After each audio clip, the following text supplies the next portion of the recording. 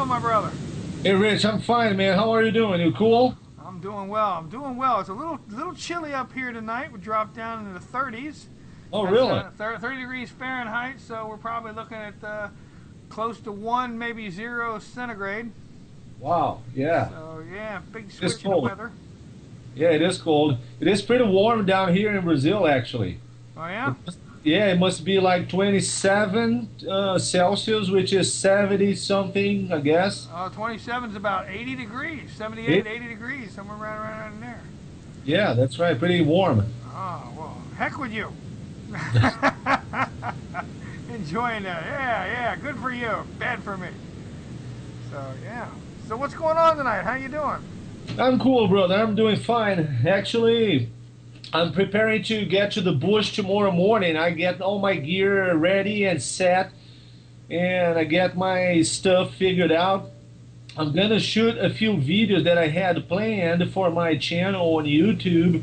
I'll do a little review on a survival knife that my school will be releasing in a few weeks. And like a few other plants that we have around in the area where I camp. I have been able to identify a few species which are very useful when it comes for wild edibles. They are like a relative, let's put it this way, to the pepper. So you can actually use two parts of that plant for food.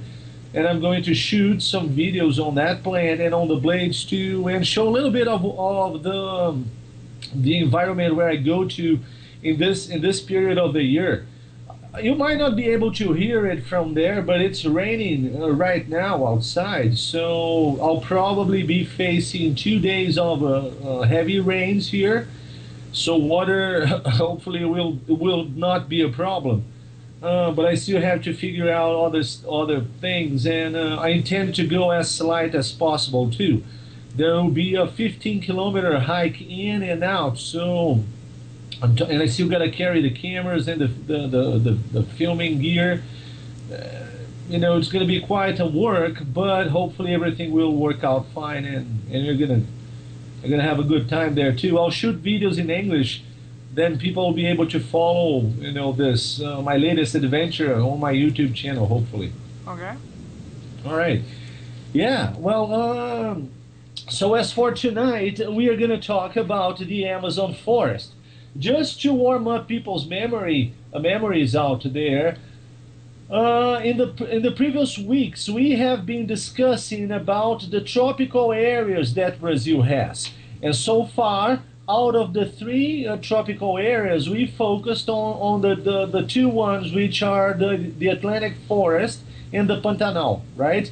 Tonight, my friends, we're going to be talking about the Amazon forest, which is, I believe, is the main biome when it comes to Brazil's identity out there. I believe that most people outside Brazil, as we have already mentioned, before, when they think of Brazil, when they tend to think of Brazil, what they imagine is this huge, gigantic forest in the Amazon forest, and they Now, think the I've got the picture up again once more of Oh yeah, thank you, your thank you. Brazil there. Yes. So which zone are we going to talk about tonight? Yes.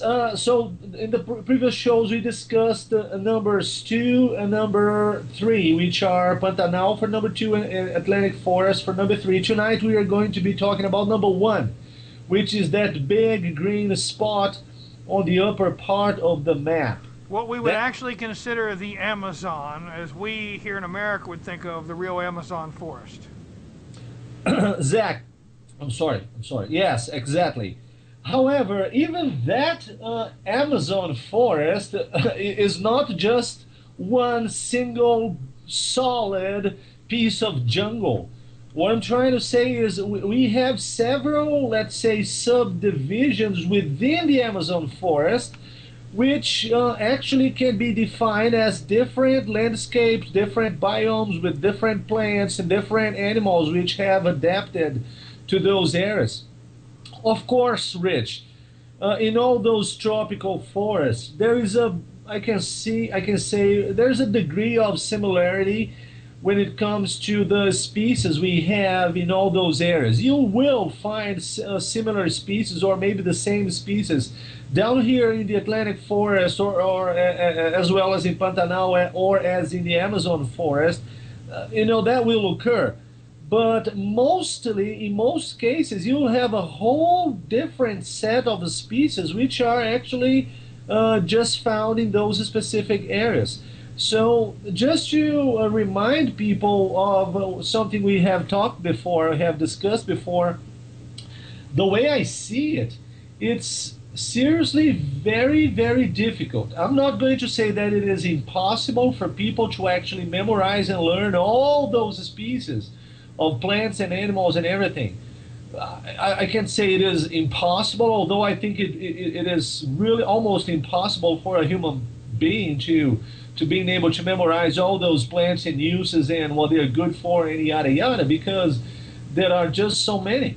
And now in that biozone number one, the Amazon, the forest itself, what we consider where the Amazon River is and that stuff, is there a very much of a difference in height and elevation that would change the biozones in there?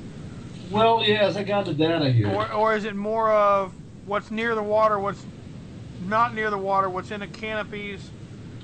I mean, just a regular forest, even here in the United States, there would be different animals living around those areas. So obviously you have those areas also down there. Yeah, actually, let me tell you what you guys call, let's put it this way, what people usually consider the Amazon forest to be the solid, jungle forest. It can actually be divided into, let's say, 6 other, let's say, subspecies. Okay, the rainforest is one. The seasonal forest is a second type of vegetation and areas we got there. Then we got the deciduous forest. Now, deciduous forest is the kind of forest which loses the canopy in certain seasons of the year. Most of the trees and plants will pretty much lose the canopy, pretty much as happens in most of parts of the northern hemisphere. Just like we would have fall up here and the leaves would fall off. Exactly. In winter, there's nothing out there. You look at the trees and you pretty much think they are dead because you can't see no canopy, no trees, no leaves, nothing. And that's pretty much what those look like here. That's the deciduous forest. And then we got the flooded area, which is a little bit like the Pantanal. So, it's a lot. We'll be showing a few pictures which can pretty much give people a very good idea of what kind of variations we are talking about here. So I would like for you, Rich, to show people now picture number 4, please. Can you? Hold on, man. Let me get this back up. We crashed the computer the other day, and I've lost all the pictures off everything. So each one you're going to say now, I have to put back up. Oh, so that's okay. Just give me a second here to get through it. All right. Take your time. Don't worry. So, I've got. Open this up. I'll grab these and pull them out. All right, picture number 4. That's right. Okay.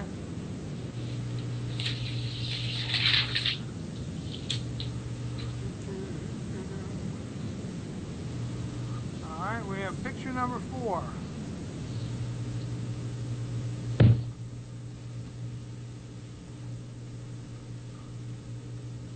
Is that what you wanted? Okay, that's right. There you go.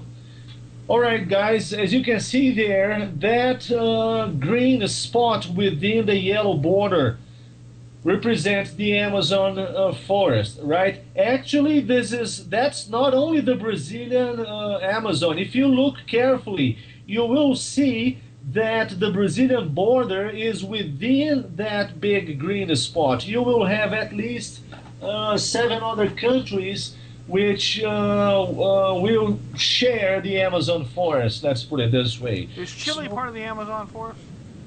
I'm sorry? Chile? Does Chile go up that far? I'm not quite sure. Maybe you gotta look. I can't point out Chile here from the map. Okay. But hold on a second. I got the countries here. No, not Chile, not Okay. Chile. I'll tell you what country they are in a few minutes. Okay. But if people look carefully at the map, they will see that Brazil has the biggest portion of the forest, right? Actually, that biggest a major part of that green spot there corresponds to the Brazilian territory, and so we have a good deal of that forest in our territory here in Brazil. And I got to tell you guys that we are very proud to have that forest under our, control and within our territory. And most of, I believe I can say on the behalf of most of Brazilians, that's something we treasure a lot. And seriously, although people are in certain parts of the Amazon, let's make it clear that when people talk about the deforestation, they tend to think that it happens in all the states, the Brazilian states that have the Amazon forest, which is not true. There are a few states which actually will do way more deforestation, but you have a lot of people there, aware of the importance of preserving that area. And although I think it's fair to say that the culture and the way those people live is very different from what we do down here in Brazil in the other parts of the country, to the point I think I can say that the other Brazilians, we look at the Amazon pretty much as wow, this is like I wouldn't say another country, but we think of it as a very different part of the rest of Brazil, just because of what it represents, of the everything it has. Just take the main celebrations, the popular celebrations they have there, which are totally different from our carnival here. At first, it might look the same because you have huge amounts of people on the streets and music and all the costumes and everything, but it's actually a very different approach from what people celebrate and do in the other parts of the country. But we do love, although there are all those differences, what I'm trying to say, we do love our forest, and we are willing to do whatever it takes to preserve it and to keep it ours. You know what I'm saying? And just to give people an idea of how big the Amazon forest is, the Amazon River Basin rainforest covers a surface area of about 4.1 million square kilometers, of which 3.4 million are presently forested. In the largest rainforest on Earth, the Amazon forest is the biggest one on the planet. The basin corresponds to the 48 contiguous U.S. states. So pretty much, from coast to coast. It covers 40% of South America, guys. 40% of the whole continent itself is covered by the Amazon forest. And like we've mentioned before, it actually includes parts of 8 countries like Brazil, Bolivia, Peru, Ecuador, Venezuela, and the Guianas, both the French one and Suriname. So it is a very large area, right? It's very big, and it represents a lot in terms of biodiversity and biomes, and even human differences. There are so many different Indian populations and tribes and peoples living down there. You cannot just look at it as one single, unique area when it comes to either the its natural landscapes and its population. You know what I'm saying? Oh yeah. All right. Now, there's a very interesting data I got out of this book I was reading a few months ago, named 1491. The book talks about the Americas before the Europeans got here. And although the Amazon forest may look like a very, let's say, isolated area when it comes to the human presence, it has actually been very and deeply modified by humans throughout the centuries. You have signs of human presence in the Amazon forest that date back to 60,000 years ago, which is very, very old.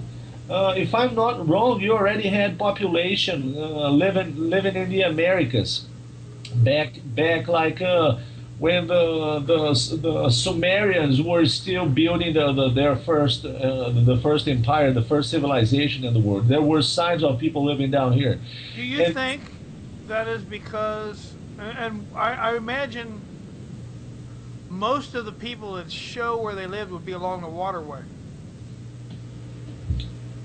yeah, well, actually, like I mentioned before, they have modified the forest to the point of creating waterways to flood areas which they needed for, like as for irrigation and for whatever purposes. There was a whole, business taking place down here when it comes to products that went from coast to coast. The civilizations that were there, they had maize, right, being planted all over the Americas, and which is corn. Maize is corn, which was the main food of the Americans back those on those days in those days. And so the humans have been down here, for a long time and using the water around the water. Actually, we can pretty much say that the Amazon River is the lifeline of the area. It is which brings life, which defines the features, the geographical features, and the landscape and the types of plants. It is the life itself of the whole area. Once the river dies, the whole area dies too. And it is the largest river. I'm sorry, it is the largest river in the world, right? The second one, if I'm not wrong, is the Nile River. And the Amazon River itself, if I am not wrong, hold on a second, guys. There's some very interesting data here. I'm sorry, it's just so much stuff here. Well, it has a whole lot of tributaries. Oh yeah, and here it is. It has over 1,100 tributaries, of which 17 are longer than 1,000 miles. Wow, So, yeah. that's So almost it is, like a river itself, no doubt. dude. It is a lot of water, man. It is a lot of water. Just think of all the animals that live in that water, all the crocodiles, all the fish, all the piranha, and all the communities that grow and develop, on the riverbanks, following down the river, relying on the river itself for, the very life they get, like for food, for, a lot of Food, stuff. transportation, commerce, everything else like that that goes up That's and it. down the river. I mean, that is the main walkway through there. Yeah, that's what I told. That's what I said before. The river is pretty much the lifeline of that forest. You know what I'm saying? That's yeah. Now, can you please show people picture number 7? Okay. Let's see here.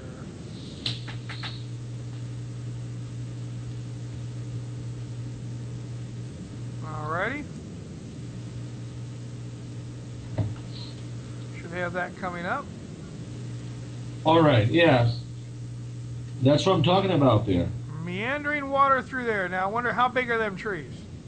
Oh my gosh, dude. Well, they are tall trees. You have all kinds of. Well, in these, if we're talking about primary forest, we have very tall trees, right? Very, very tall trees, and underneath the canopy, you don't really have a whole lot of other underbrush or smaller trees, because everything is, fighting its way up there towards the sunlight. They want to get as close to the canopy as possible to get as much of the sunlight as possible. So they don't leave much room for anything else to develop underneath the canopy. Now, if you have areas that have been burned or have been changed and affected, the secondary vegetation that will that will develop there will be more like choked with underbrush, heavy underbrush, and a lot of vines and a lot of stuff that makes it really difficult for people to navigate through it. So we are talking about a whole different set of scenarios depending how the area has been affected, how it has been changed. Not to mention the subdivisions themselves, which we have already mentioned, like the savannas and the flooded areas and all that. So, yeah, can you move on now, Rich, to picture number 8? Picture number 8.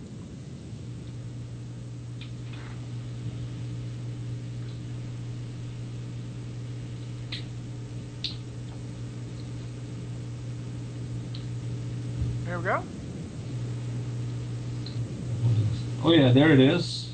Another example of some areas that get flooded in certain parts of the year. Now, what kind of animals would we expect there besides fish and crocodile, or fish and alligators? Excuse me, alligators, right? Not crocodiles, but alligators. We got alligators here, which we call jacarés. They vary from. There are several species of jacarés down here, but oh my gosh, Rich! I mean, there's so much. There's so much. Capybara. I'm sorry. Capybara. Big rodents, capybara, them kind of things. They live down there. Well, you got big cats there. You know, like no, all the. Capybara is like a pig. Oh yeah, you got capybara. That's right. We call them capivaras down here. I'm sorry, okay, there you go. You've got those kind of things, of course. All the insects, snakes, and everything else. So yeah, snakes. You got the whole shebang. Down here in Brazil, we have one of the deadliest and most poisonous snakes we got here is the coral one. Yeah. It has red rings, but not only red, black and white and red rings. Black and red and yellow coral snake. Yeah, but it's not yellow. It is actually white, black, and red. You know, you can easily identify it on the ground because it stands out very easily. It doesn't have. Ricardo says jaguar, and Jason said chupacabra. Chupacabras, oh my gosh, dude! I mean, if we get into the stories and all the stuff that people talk about, there's Jason, I bet Jason, if you're down there in the middle of the night in that kind of area, I bet you would just hope to see a chupacabra because you'd be scared enough to be looking for one. Dude, I'll tell you what. If I had to spend a night alone in that area, I would like to have a hand like a gun on me. Yep. Like anything that I could use to shoot, because it's just crazy. Like I said before, the Atlantic forest, where we are here in central Minas, we do got like the tropical forest, the tropical rainforest, but it's when it comes to the number of animals and the variations of and actually the presence, the massive presence of all those animals, it can't be compared because you hardly ever see anything big here in the bush where I go. If you move carefully and silently enough, you might be able to see a few animals here and there. But what we usually see a lot down here are miquinhos and monkeys and birds and some of that stuff. You don't really see a lot of big animals down here. Leopards and onças and jaguars, well, they are here. They are around definitely, but they usually tend to avoid us. If they smell you, if they hear you, they will move away from you unless they are defending their territory, or you are unlucky enough to run into one of those, or though that happens. Of course, you will hear stories of people being attacked and animals disappearing near farms and actually people being killed by those big leopards, but it's not like, oh my gosh, I am inside the jungle, I will be attacked by one of those and I will be killed. It's not like that. There are other smaller threats and creatures that it's the little bugs you can't see that kill you. Oh my gosh, man, the mosquitoes. The mosquitoes. No, I said little bugs. Mosquitoes you have are like pigeons up here to us. Oh, yeah, yeah. I mean, you got bugs here, actually, a lot of weird looking bugs that I can't even figure out, spiders and all that. But the mosquitoes, they carry disease, man. And those things they can knock you down very, very fast. You know, they can get you sick. They can kill you. I mean, if there's a whole lot of stuff that can kill you in those areas in the Amazon. So when people go to those areas, I don't really think I have to say that. It's like common sense, but it's always good to give people a reminder. Make sure you have a vaccine. You know, there's a whole list of a disease that you might have. So make sure you have a vaccine shot for all those sickness, diseases, and all that, because you know they are here. They are real. If you go even for example, I once paid a visit to Manaus. I didn't get to the forest, but I stayed in the city, and just you know, even though I didn't step into the jungle, I had to have all those shots before I went there, because that's what you do. Everybody does that, and the little mosquitoes and the little things that fly and carry disease, they indeed represent. In a room, they said malaria. Malaria, yeah, you name it. Oh my gosh, you name it. Yes, malaria. I wish it was. Not to mention little catfish that swim the wrong way up your urethra and stuff like that. Now you don't have any bad bugs and stuff down there. You guys got it easy. Here, down here, where I am, no, not. Well, we got a mosquito here that carries dengue, and dengue is or dengue. I don't know how to pronounce that in English. I don't know what to call it in English. But it's a disease that can kill people, and it kills people here, especially if you have it like a few times. It can develop to a much more serious stage of the disease, which can become you can have bleeding, serious bleeding, and yeah. So that's something that can. In my city, we have cases of that disease, not in the area where I live, but down where my parents live. In the Pampulha area, we have a lot of cases. My dad himself has had dengue once, thank God, just the minor type, and the you know, and he hasn't had the second time. People say if you have it for the second time or the third time, I'm not quite sure, you can develop the bleeding case, you know, the bleeding one that actually mostly kills people. But there are some other stuff that happened down here in Brazil, which are up here it would be known as breakbone fever. Breakbone fever. It is infectious tropical disease, causes fever, headaches, muscle and joint spasms, and all that good stuff. Really ugly thing here. It's a hemorrhaging fever. You bleed from it. Oh my gosh! And how do you get it? Well, it doesn't go into that, but it says it's a viral disease. So it's transmitted via. Let's see here. Let's bring up some more. Most popular living area. Transmission leading to illness and death in subtropics. More than 100 million people infected yearly. Wow. Caused by one of four related virus transmission by mosquitoes. There is not yet any vaccine to prevent infection of this disease. Most effective protection measures are those to avoid mosquito bites. Easier said than done, right? Oh yeah, definitely. Regular prompt support and treatment and lower risk of developing severe diseases. But let's see, United States, epidemic in Puerto Rico, popular tourist destination in Latin America, Southeast Asia, serious outbreaks in Guam and Samoa. Yeah, all have those areas too.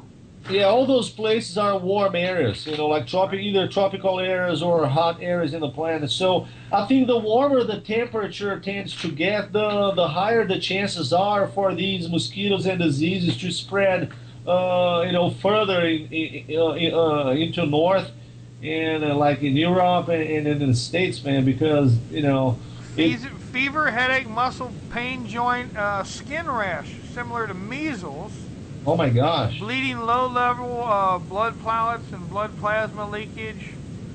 Uh, Dangerously low blood pressure can occur, and you don't really get rid of it. It just kind of like lays dormant, and then if you get bit by it again, it adds to itself. Yeah, that actually, is an interesting aspect for people down here in the jungle. So what should people do in order to prevent being, like attacked by mosquitoes and things that can actually transmit like diseases? Well, clothing is the number one protection. That's your first, defense line, and that's what you should go for. For us, like people who live in tropical areas, I can say that we are kind of used to the heat, and we don't suffer too much when it's hot. Although even for us, who live further down in south in Brazil, if we move on to into the north area of the country where it's hotter, we will probably have some problems if we stay there for long enough. But actually, we can get used to the heat if we after some time. Whereas for people like from the United States or Europe, where the temperature is not too hot like or so hot like here, you guys tend to suffer, a little bit more than we do here. And I remember Mac. I remember back of the very first time we went camping together. We spent 6 days in the Atlantic forest, hiking up the ridge of a mountain, and that was very thick bambuzal, not actually bambuzal, it's like taquaril, which is like a variation of bamboo. It's smaller and thinner though, but very difficult environment for you to navigate through. And we are talking about machete work all the time. All the time you're moving, you're cutting, you're hacking, your way through a very difficult territory. And for us, it is. I mean, you have to have like a BDU jacket, and you have to roll down the sleeves. You have to protect yourself because there are plants that will cause severe irritation and itching and bugs that will bite you, and all kinds of trees that will try to stab you, hurt you, or. And you like living there? Why? I'm sorry. And you like living there? Why now? After telling me all this? No, yeah, I mean, there are. It's not like the whole place is like that, but we were actually camping in an area like that, and we had to have our BDU jackets on us all the time and sleeves rolled down. And Mac was suffering; he was dehydrated really bad. That sounds like just the kind of place I want to go camping with you at. Oh yeah, let me tell you what. It's not that he wasn't drinking enough water. He was going, he was, downing a bottle after the other.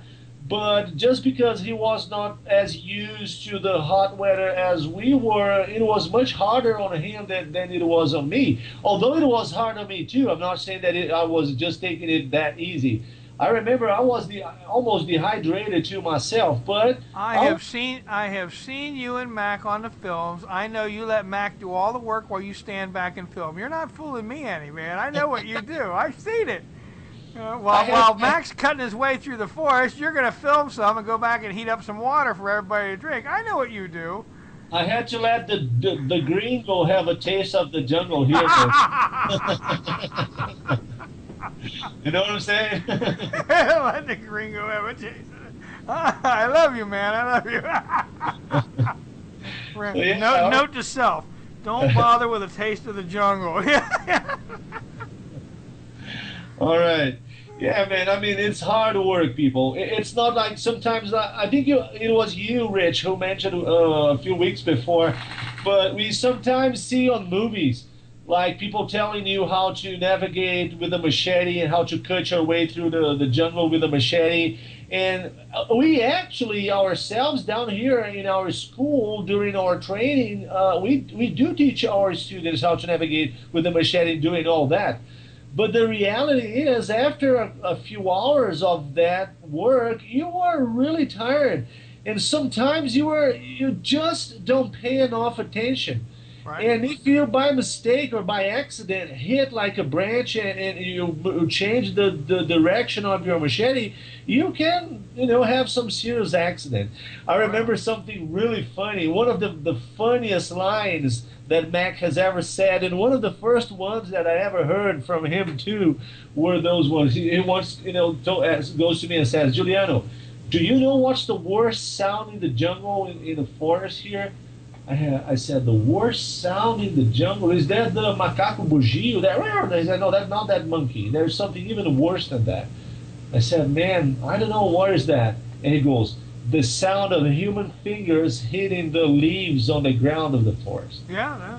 Yeah, that's the worst kind of sound you can ever hear in the forest. The sound of human limbs falling down on the ground.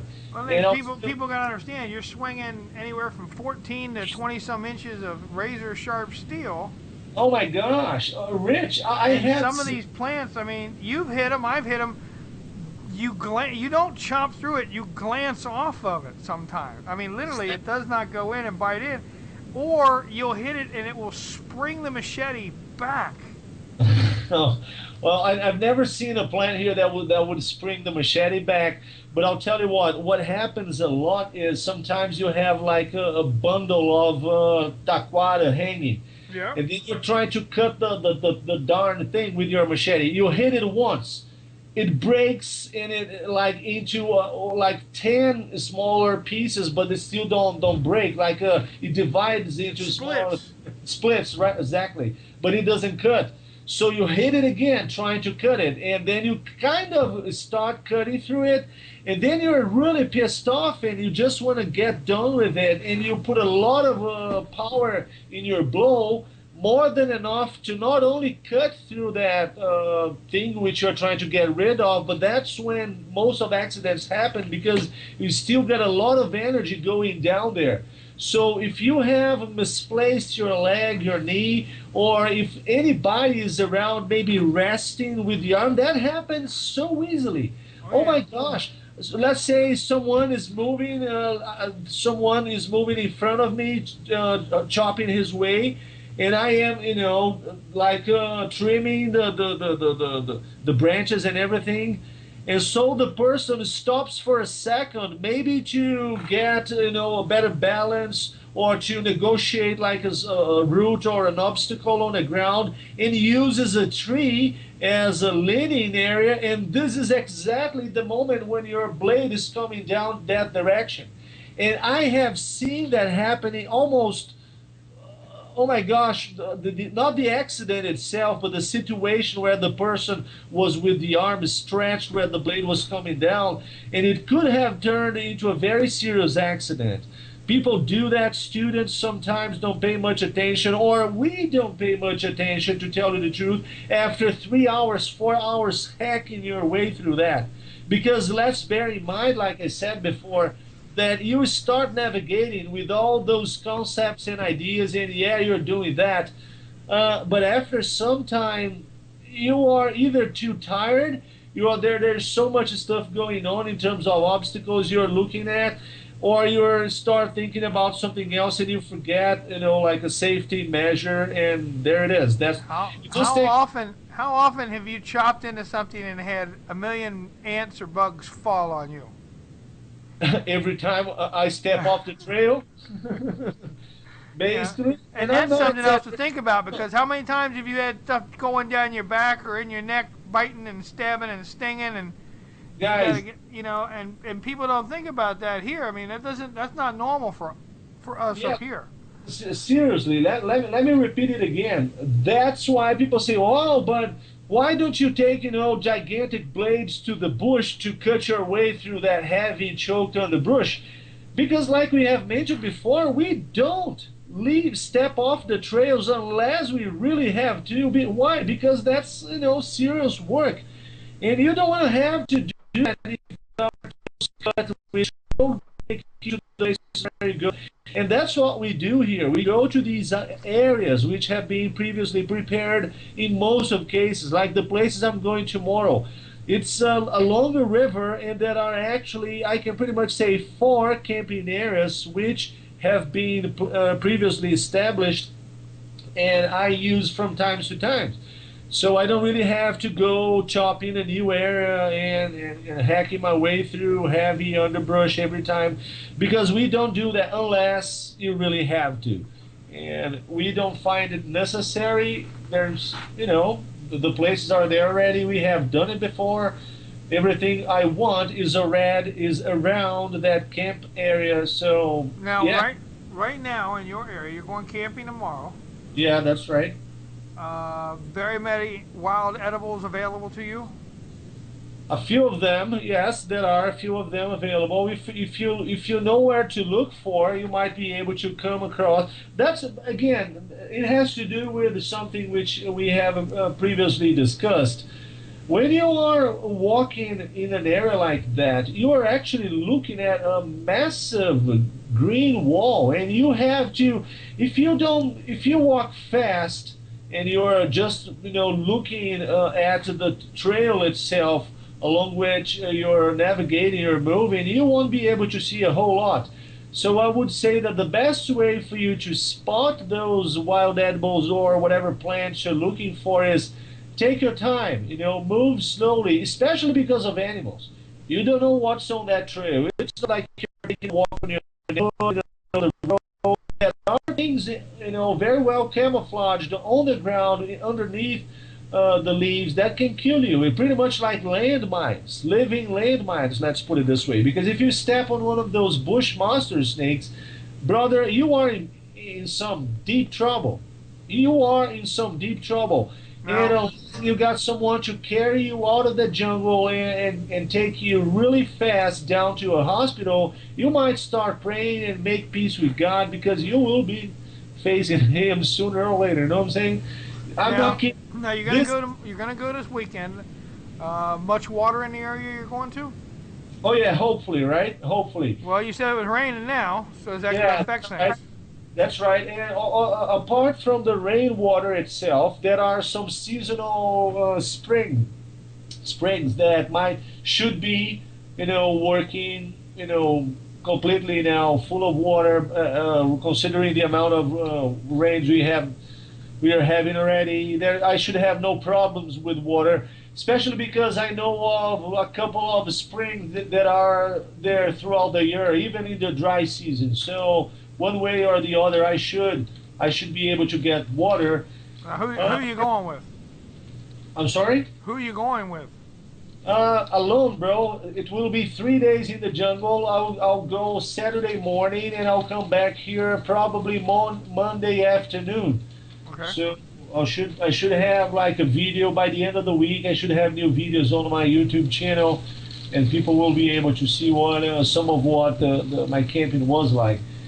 But yeah, it's just my main concern when it comes to my needs tomorrow is fire, because everything will be wet. The jungle will be wet. The wood will be wet, and I will need modern means to start fire. That was my next question. Are you taking modern gear, or are you taking your conquistador gear?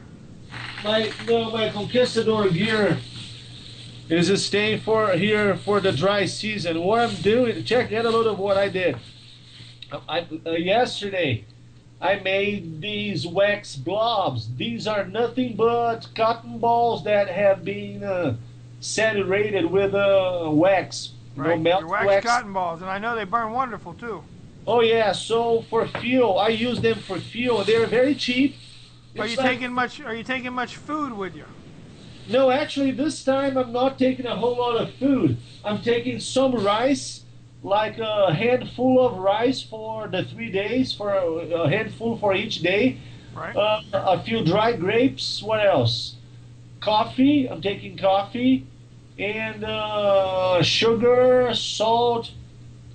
I am taking like instant soup, but that's just for an emergency. I don't really intend to use it. What I do intend to do is use some of the wild edibles that I will be filming and talking about there to add some flavor to my food. Now are you going to be fishing, trapping, hunting? What are you going to do? Well, trapping and hunting here in Brazil is basically illegal for most of the animals. There are a few animals you are allowed to hunt, like boar or these wild pigs, but other than that, you are pretty much, committing a crime if you do that. And but not fishing. Fishing is okay. So I do have some fishing gear here, and I will try my. Let's see how lucky I will be. I'll try my luck in the water. If I do get some fish, would be wonderful because then I already have the wild edibles to go with it. If I don't, Nice electric eel. I'm sorry. Nice electric eel. Yeah, that's what you need. Oh, yeah. Nice electric eel. That would be a Been very through that one. shock, All right, we don't need to do that again. Yeah. that would be a very shocking meal, Rich. Thank you. There you go. That. Yeah, and actually, yeah. But so again, talking about the Amazon. You have people might say, and what about the Indians? What kind of Indians do you have there? Well, the Indian populations they are very they vary a lot. There are several nations and several tribes and several peoples, and you just can't think of those people in terms of one culture itself. There are different languages, different religions, and all that. I think we have some Indian pictures there, Rich. Can you see them? We do. We do. Now that is a good question for you. We got a couple minutes left here. Is there the people in the area? Is that going to cause you any problems? Do you ever have any problems with the people in the area? Which one you want? What number? Well, 20. Is 20 an Indian picture? I have to open my file I here. do. Check. I have 20 here. Hold on. I mean, do they cause a problem of any kind? What people? What people are they talking about? Just the natives that you have down there. The actual. Yeah, no. The native people that live in my area, they are pretty much civilized. You can actually see them at downtown exposing some handcraft products and some stuff, wearing like Adidas shorts, and we don't really have any really wild Indians here in my area. So now you have this picture here of the long huts. oh yeah, the number 19. Which one is that? Number 20? 20. Yeah, that's right. That's a picture which was taken from a plane of one of the latest the tribes that haven't been contacted by the white man, by civilized people. And I think picture 19 also shows. Yep, no, this is the one. This is the one that was in all the papers up here. People had not seen white men, blah blah blah, this, that, and the other. One of the last groups to come out. I think picture 19 is one of those, right? Yeah, that's the one where they got the overhead picture of the kids. That's right. So it's very interesting because you say, oh, that's bushcraft. Yeah, that's bushcraft. But those people don't think of bushcraft as an exotic way to live life, to train techniques. That's pretty much all there is. Yeah, that's living. That's as modern and as efficient as it can get for those people, and it's just interesting. Another interesting data regarding the gear that these people usually have. You don't find a flint in Amazon very easily. Actually, flint can only be found in certain parts of Brazil. In São Paulo, you find a flint. Down south in Brazil, you find flint, but in the Amazon, you don't see many rocks or stones either. A lot of people say. What do you use? A rope saw or Actually, nowadays, most of those Indians they use machetes and knives, and that's common gear for everybody. No, I mean, what do they use to start a fire? There's a thing called a rope saw where you actually pull the fiber back and forth across the wood. The classic way was the hand drill, but you will see a lot of the bow drill going around here too. Hand drill and bow drill, both methods are still very commonly used down here. However, the bow drill technique that they use is slightly different or quite different from the ones that are used, you know, in the other parts of the planet. For example, they actually don't have they don't use the elbow around, they don't hug their low leg to give the stability, to buy the stability for the drill itself, you know, for the hand with the socket. Right. They have their arms stretched pretty much like free, and it's actually moving here and there. And I was thinking, but how can they do that? And another difference is they don't cut the V notch on the hearth. You know, the fireboard, we usually start drilling the hole and then we cut the V notch. These people, they do it differently. They don't cut the V notch, and they place the tinder, their bird's nest, right underneath the hearth.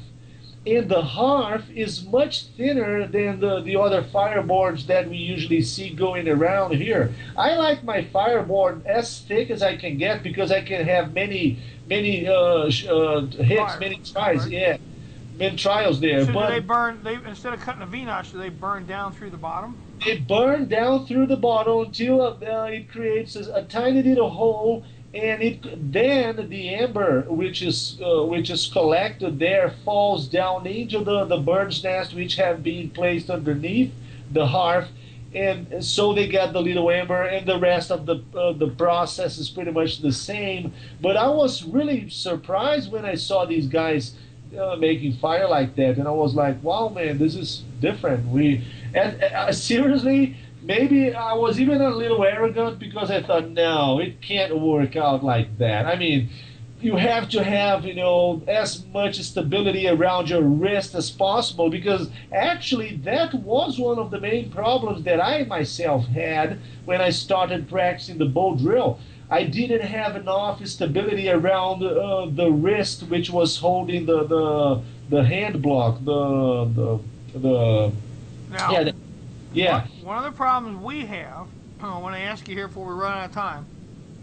yeah. One of the problems we have is with, especially out southwest, is the drugs and the smugglers and the other stuff like that.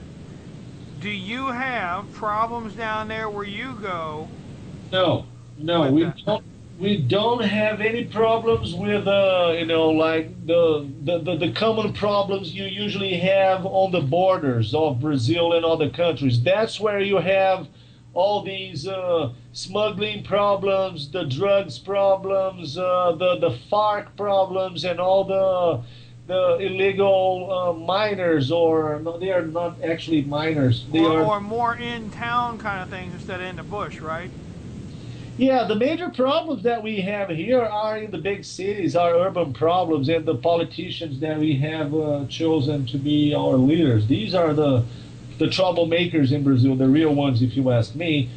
But I don't want to get into that. It's not the point of this show here. But I would say I feel pretty much safe when I'm out there in the bush because I usually know where the danger is. I know what kind of threats I'm facing, what kind of dangers that are in the area, and I know how to avoid them. And I am paying attention. If you just pay attention, if you know, you can have fun, and it's pretty much like you know, living in a big city. There are certain parts of my city here in Belo Horizonte where I live, which are way more dangerous than any bush, than any forest area, than any jungle that I have ever been. You know, the animals that we find down here in these big cities are way more dangerous than the animals you find out there in the bushes. You know what I'm saying? Yep. The human animals we got here, so to I say. know that the worst ones are the two-legged ones. That's the worst animals we got.